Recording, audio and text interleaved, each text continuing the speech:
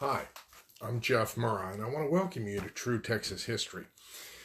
And today we're going to talk about William P. Hardeman, also known as Old Gotcha. That's a strange nickname. I tried to find the origin of it, and I wasn't able to do so. But Old Gotcha, as he was known, has a unique distinction of some of the early founders in Texas. He served Texas either in a military or civil capacity longer than anyone else. Yes, he served Texas longer than Rick Perry was governor of Texas.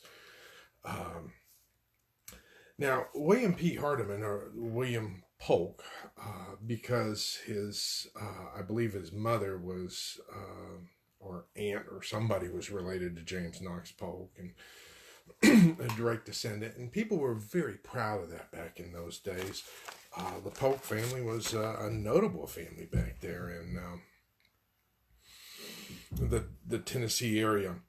Well, in the case of William P. Hardeman, he moved to Texas early on, got a head right over in Matagorda County, and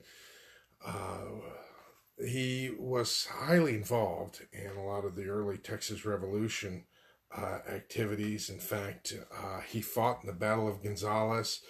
He,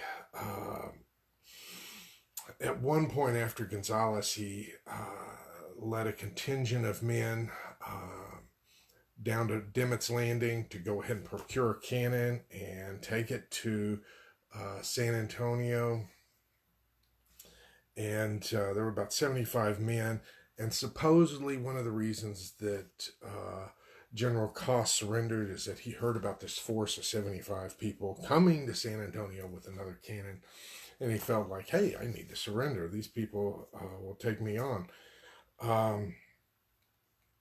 But Hardeman and Dimmitt got to be buds. In fact, the two of them, along with some other volunteers, attempted reaching the Alamo after Travis's letter came out asking for help.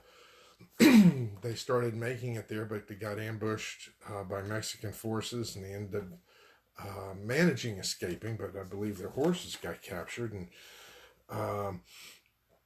he was able to make it back to the Texas Army, but he was too worn out from his travels to be able to be of much use at the Battle of San Jacinto.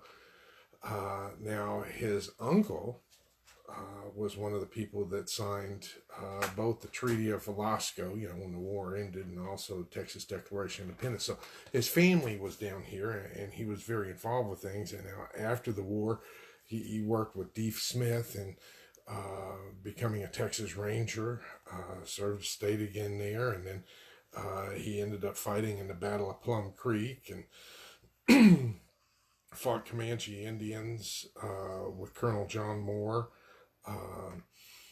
participated in fighting in the Cordova Rebellion in 1839.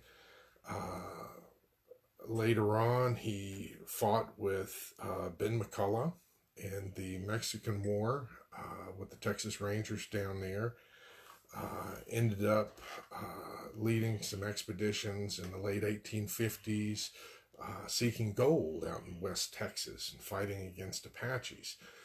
Now, when the war broke out, he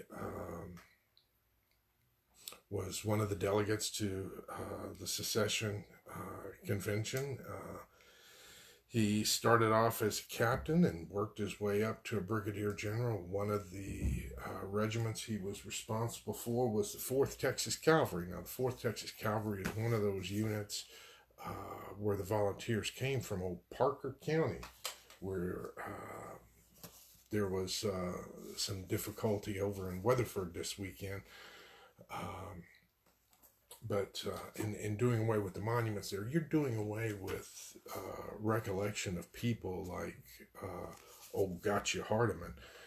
Now, Hardeman didn't care much for the Yankees, and he managed to get out of Texas, and he fought for Maximilian for a while, ended up being a surveyor, and actually surveyed some land in Durango and some other parts of Mexico.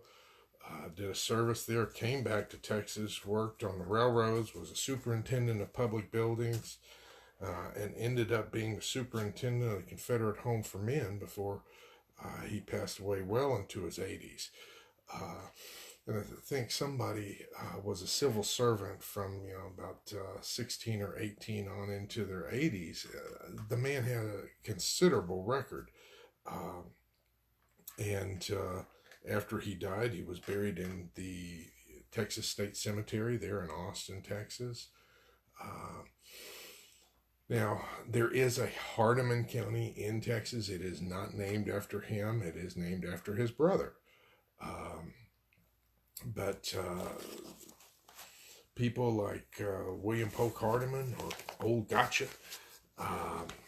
as they call him, these are some of the founders of Texas, and their stories are worth passing on and worth preserving. Any monuments to them to be inspirational. I mean, can you imagine people nowadays being inspired to serve the state of Texas throughout their lives in the various capacities that he did? Well, I enjoyed sharing the story with you. Hope you enjoyed it. And as soon as I can find out how he got the nickname Old Gotcha, I'll be glad to pass that on. I'm sure that there's a story behind it, or if you know, go ahead and put it down below. So until next time, this is Jeff Murrah wishing you vaya con Dios, my friends. Goodbye.